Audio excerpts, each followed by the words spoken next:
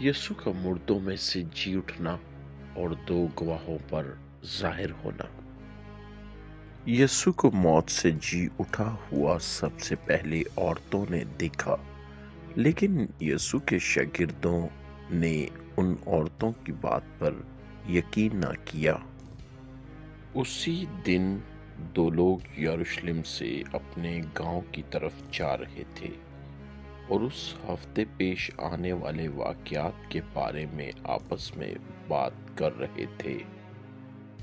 जब वो दोनों आपस में बातें कर रहे थे तो यीशु उनके साथ चलने लगा, मगर वो उसे पहचान ना सके।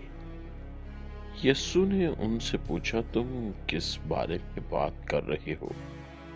वो रुक गए और उदास चेहरों के साथ जवाब दिया, इस हफ्ते यरूशलेम में होने वाले वाक़यात के बारे में। हमारे मजहबी सरदारों और हुक्मरानों ने यीशु को पकड़कर सलीब पर चढ़ा दिया।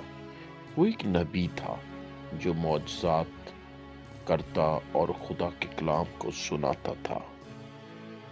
हमें यकीन था कि वो इस्राएलियों को बचाएगा। आज सुबह कुछ औरतें उस कब्र की तरफ गईं जहां उसकी लाश थी, लेकिन वो गायब थी। औरतों ने बताया कि उन्होंने फरिश्ते देखे जो उनसे कह रहे थे, यीशु जिंदा है।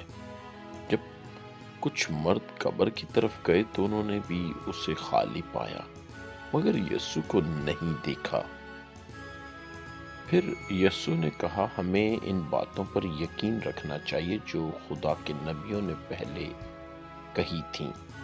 उन्होंने कहा था कि मसीहा वादा किया गया बादशाह अपने अजीम वकार को जाहिर करने से पहले दुख सहेगा।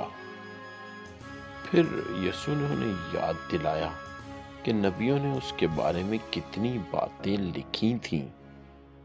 जब वो अपने गांव पहुंचे तो उन्होंने यीशु से कहा, जिसे वो अभी तक यीशु के तौर पर नहीं पहचान सके थे, बराए करम हमारे घर ठहर जाएं क्योंकि जल्द ही रात हो जाएगी। जब यीशु और वो दोनों मर्द एक साथ खाना खा रहे थे, यीशु ने कुछ रोटी ली, उसे तोड़ा और उन्हें दी। उसी लम्हे उन्होंने पहचान लिया कि वो यीशु है। लेकिन यीशु अचानक नजर से ओझल हो गया, इसलिए वो दोनों फौरन खड़े होकर यरूशलेम वापस रवाना हुए। जब वो यरूशलेम पहुंचे तो दीगर शागिर्दों के पास गए, जिन्होंने कहा, खुदावंद मुर्दों में से जी उठा है और पतरस के सामने जाहिर हुए।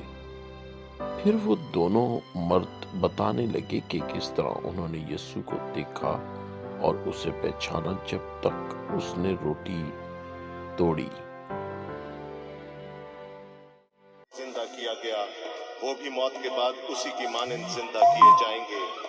खुदा के पाक कलाम में लिखा है, बस जिस सूरत में कि लड़के खून और गोश्त में शरीक हैं, तो वो खुद भी उनकी तरह उनमें शरीक हुआ, ताकि मौत के वसीला से उसको जिसे मौत पर कुदरत हासिल थी, यानी इब्लीस को तबाह कर दे, और जो उम्र भर मौत के डर से गुलामी में गिरफ्तार रहे, उन्हें छुड़ा ले।